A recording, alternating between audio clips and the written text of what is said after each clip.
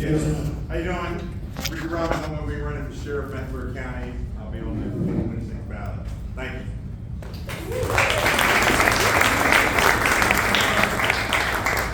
Hi, Jillian King. You can see me. I'm running for School Board District 4. So our candidates, You I want got incumbents. Oh, no. I wanted to stand in for Shemaya Haynes, City Council, I'm sorry, not City Council, School Board District 2, because she is my friend and also my district. So please vote for her, support her. We're going to go in order of our former elected officials. We have former City Councilman Larkin Eggleston here. Former Superior Court Judge Yvonne Mims Evans. Former District Court Judge Yolanda Trotman. We have our former Mecklenburg Chair, current and Women's Chair Jane Whitley. And for our elected officials, we have Judge Matt Newton. County Commissioner Yvette Townsend-Ingram. Representative Carolyn Logan. Representative Jordan Lopez. Senator Joyce Mardell. Senator Mustafa Mohammed.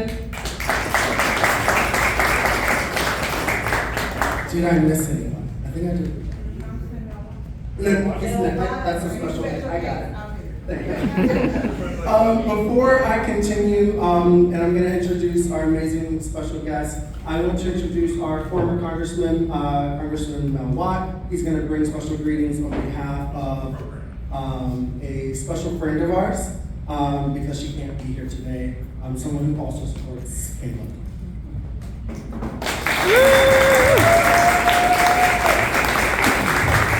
Hello. I'm kind of wearing two hats tonight, the first and most important thing is that I'm a strong supporter of Caleb. I've kind of adopted him in a way, because the bulk of his senatorial district coincides with the senatorial district that I represented in the state senate in the mid-1980s. You all are too young to remember that.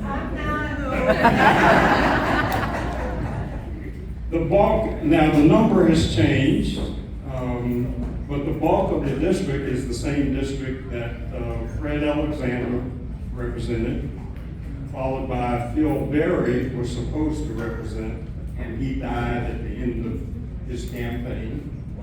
And then I succeeded him. I was appointed to serve in the district as the state senator. And then I was succeeded by Jim Richardson and Charlie Danley, and right on down the line. So I've adopted this guy, and he probably didn't know that history until I told him about it.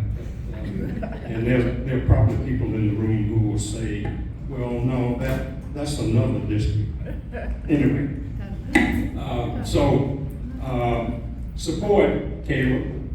He's doing a wonderful job, and he's standing on shoulders and following in footsteps of some strong people who came before him. And he's strong like that. The second reason that I'm here is that my former law partner, Anita Earls, is on the ballot next year for North Carolina Supreme Court. And obviously we need to take the courts back. We need to take the House back. We need to take the Senate back. We need to take Congress back. And so I'm supporting all of these candidates, but because Anita couldn't be here tonight, she's flying off to California to try to fundraise. She asked me if I would come and speak in her behalf. So remember, the judicial races are down ballot. Actually, this time they're up at the top of the ballot with Roy Cooper next year. And but you gotta know who you're supporting. And Anita Earls has been a strong advocate along with her colleague whose race took so long to be decided. You know about that. So let's make sure that we turn out and support all of our candidates. And I will turn it back to you. Unless you don't want me to introduce it. That would take too long. Thank you, Congressman Watt. Our next speaker, our special guest, means a lot to both Caleb and I, but also I think to anyone that saw the trajectory from precinct leadership to vice chair of the county party to state senator and Congress, and now Attorney General. It's been really exciting to see our Attorney General grow and lead and galvanize the base, if you will. It is hard serving in Raleigh, it's hard serving in DC, but it's also hard communicating effectively when people are at rest, when people are tired, when people are at work, when people are counting on their public officials to do the right thing and they do not trust the system. We find hope and excitement in our Attorney General, and I hope you all will give us a warm welcome for our very own, our neighbor, our friend, our Attorney General, Jeff Jackson.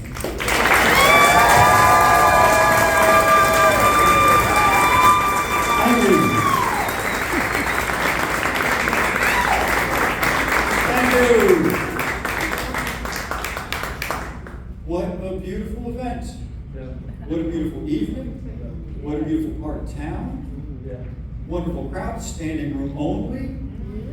Caleb, you're doing well.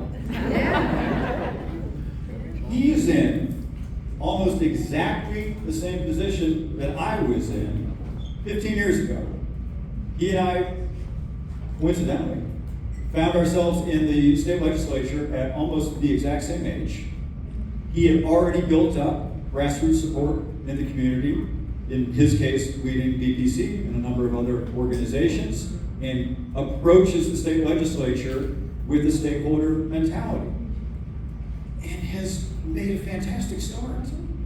I've been watching Caleb. Let me tell you a few things about Caleb. Caleb's not going to tell you. First of all, it's interesting to see how many bills a first-year legislator files. If you do 10, that's pretty good. A little more than 10, maybe 12 or 13, that's probably about average. You do 15, 16, I'm not talking about putting your name on a bill, I'm talking about one of your bills as a freshman legislator. You do 15 or 16, that's showing off. You're being very busy. He's done 35. Wow. That's really impressive.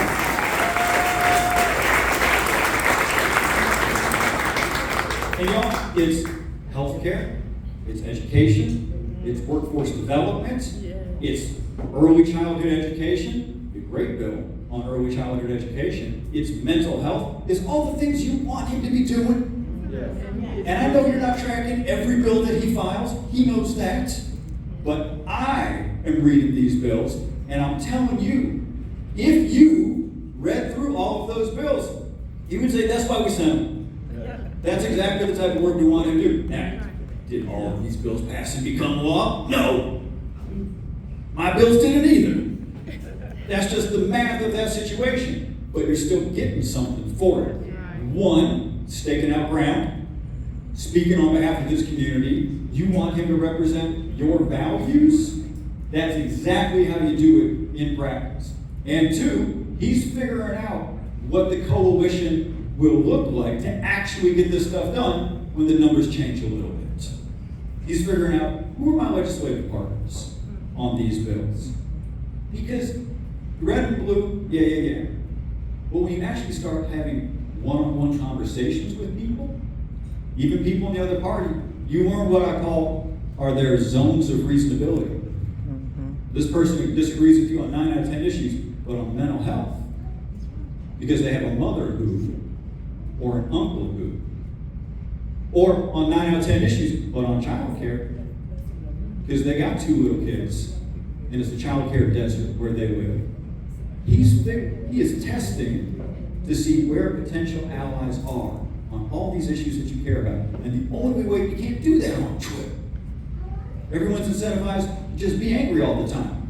He's doing it for you, one-on-one, day by day, putting in real work. I love that. Second thing you need to know about Caleb, that he's not going to tell you. He ain't got no enemies. Everybody likes Caleb. Everybody likes Caleb. Not because he is a wallflower, not because he doesn't stand up and represent you when he disagrees. He does. He uses the microphone at his desk very effectively on your behalf to say, no, I think you're going too far. Did it the other day. The reason he can do that for you and not create enemies is because he's so professional, he's so civil, and he's so earnest that even the people who disagree with him, they can't help but like him. Good quality. And that's good for you. You want someone representing you that the other side, and even your side, wants to work with. They look at him and his approach, and they see somebody that they personally admire. That's a big bonus in a representative. You don't always get that, but you got that with him. Here's the last thing I want to tell you. This is a little more politics, this is a little more electoral math. He does not need to be doing this. This event for Caleb, yeah, not really. I've seen Caleb's district. I know what part of town it is. His odds of re-election are good. So why is he doing this? He's doing this to help other people Democrats win elections who you'll never meet. Because there are parts of the state where they are hoping that the Calebs of the world will put forth an extra effort, that you'll see that you'll come to this event, that you will meet his effort, and that you will help provide the support to help flip a handful of races across the state that will make an enormous difference. If you follow politics very closely, then you're going to have a sense 8 weeks before the election of, hey, what are the 10 to 12 races, state legislative, across the state that are really competitive? But it's not going to come down to 12. It's going to come down to 5. In the last 4 weeks, it's going to come down to 5, maybe 4. No matter how closely you follow politics, you will never know what those magic 5 races are. Caleb will. And if you want your political funds to go the farthest, then you have a lever to move the world right here in your backyard. He will know what the most competitive races in the state are. And we are so close to being able to have a real veto, the effect of which myriad across many categories. But bottom line, that veto means a better life for millions of kids all across the state. And I'm telling you, one of your best ways to help achieve that is to support him. Because he's going to know who else needs that support in the home stretch. Those are the 3 things I want to tell you on his behalf. That's why I'm here right now. I was in Charlotte last night for an event. I had to be in Raleigh this morning. And I came back just to tell all of you this about him. Because he deserves it. This is someone who's going to be a leader not just for this district and for this county, but for this state. And some of you in this room supported me when I was in his shoes. And it meant a lot. And I know the people in this room who were there at that point. He's never going to forget the people who are with him right now. How lucky are we that we have somebody like him who has such potential and such early signs of absolutely maxing it out. I could not be more excited about what the future holds for him. And everybody, I'd like to introduce you to my friend, Atty.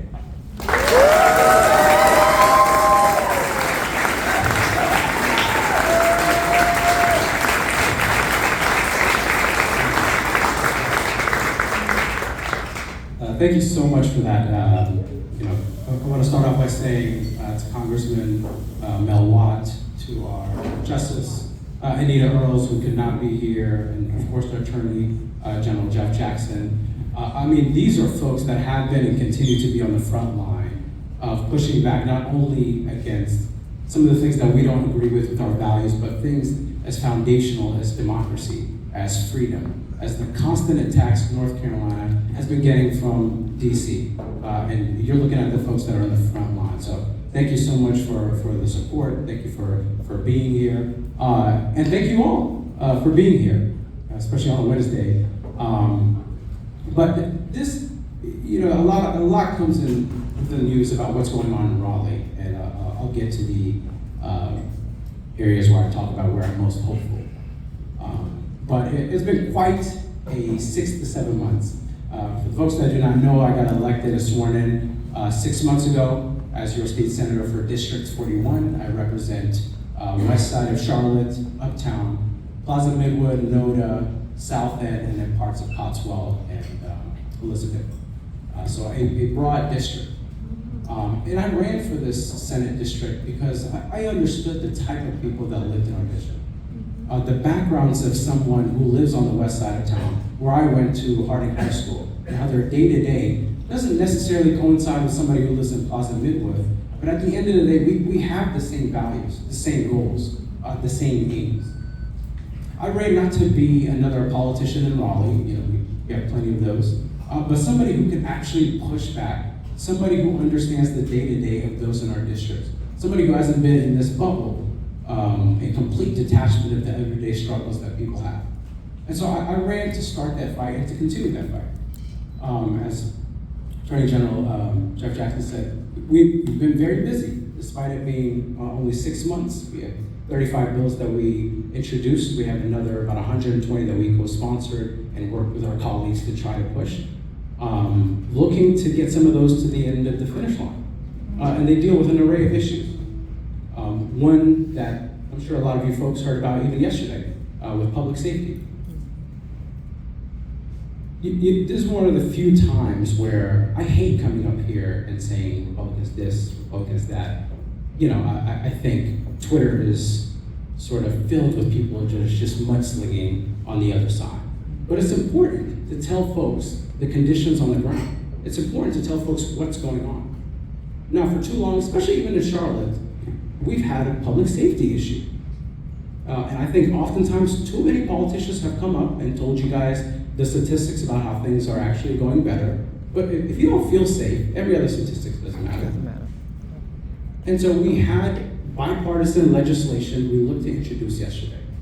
There were things that I disagreed with. I think we were a little pushing the line a bit, but I thought net on net, this is an area where the Democrats, Republicans can really push this bill across the finish line. And something that we saw yesterday. In the last minute, I'm getting ready to vote.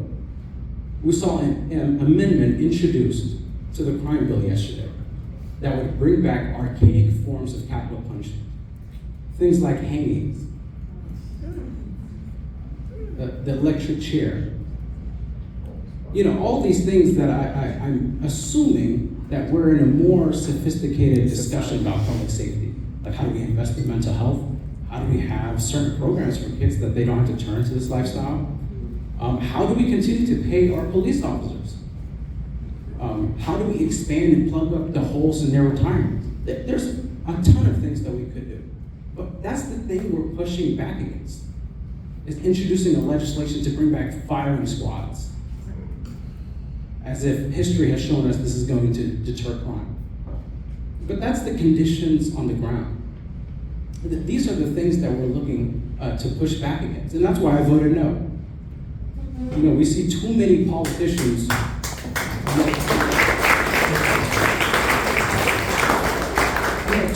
many politicians have invested in so much time in going on Twitter, mudslinging, saying how they're soft on crimes. You know, bringing back these forms of capital is dumb on crime. It's not a way to govern. And if things like mental health are not part of the discussion, how can we talk about public safety? Mental health is the #1 policy position I ran on, something you don't necessarily see politicians do. And you see it every day, even in CMS, where we have reported roughly 17 students considering suicide every single day. Come on. And that's reported. You know, God knows the actual number. Our men and women in uniform, our first responders, more police officers die by suicide than in the line of duty.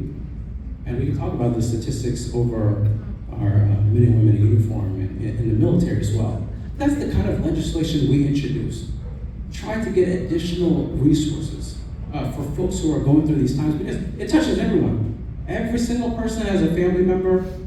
It doesn't have to be even something severe, even a light burnout. You're 25, 30 years old, you work a great job, and you're feeling that sense of burnout.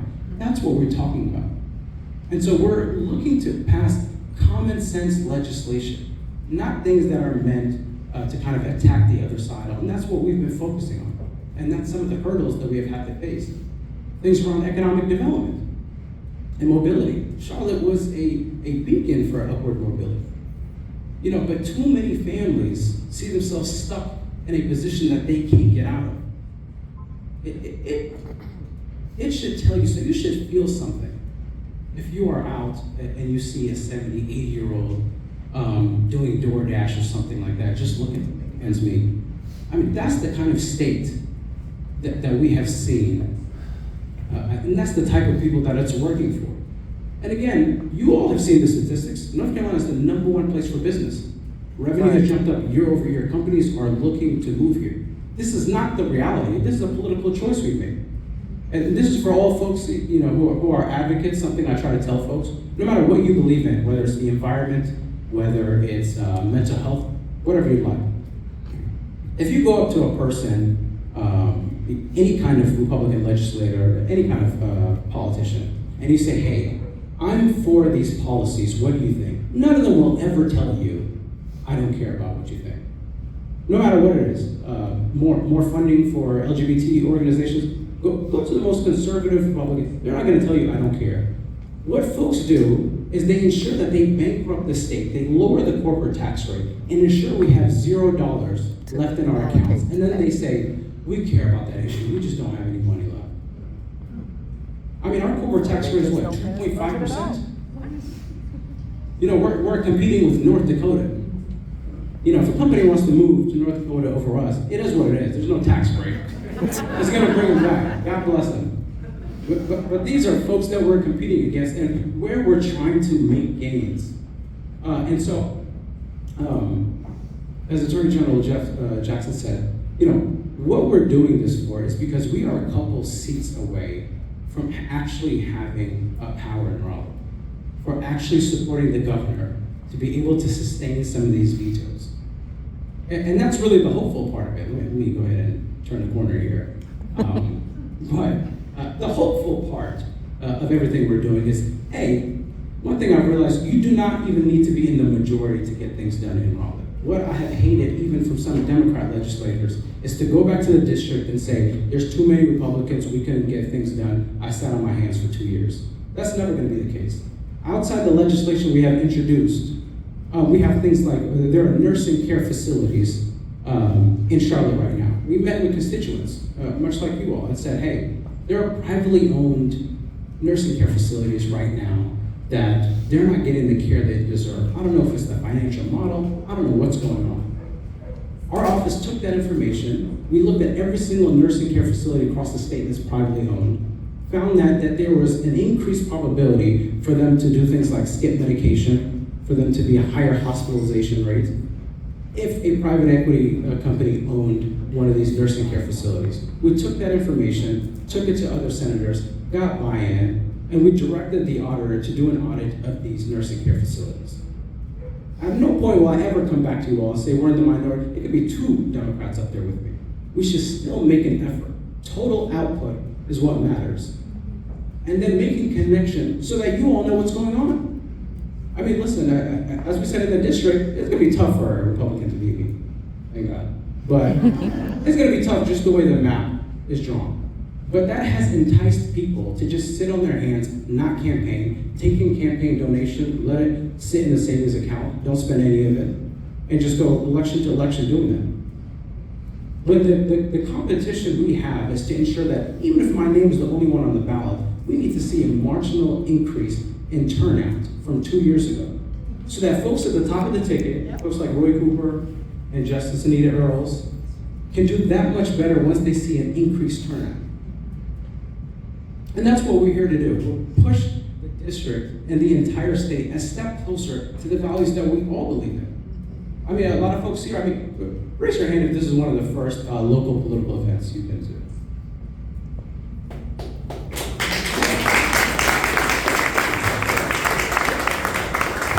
This is what it takes, one by one, neighbor by neighbor, community member by community member, getting you involved. Now you're a person who's in the arena with the rest of your community here. We all have buy-in in these specific items that we want to pursue, whether it's legislation, whether your passion is mental health. But it's that much more important for us, for that additional bill we can get across the finish line, for that one line of attack we can push back against, for that one group we make life slightly easier for the youth and ensure that they're not in the system so they can be a contributing member of society. That's what we're all here to do. And so I want to thank you all for taking the time to be here. I want to thank you all for entering the arena, for being involved. I want to thank you all for not just waiting, because as the saying goes, good things come to those who wait, but better things come to those who act. So thank you so much for being here. Thank you.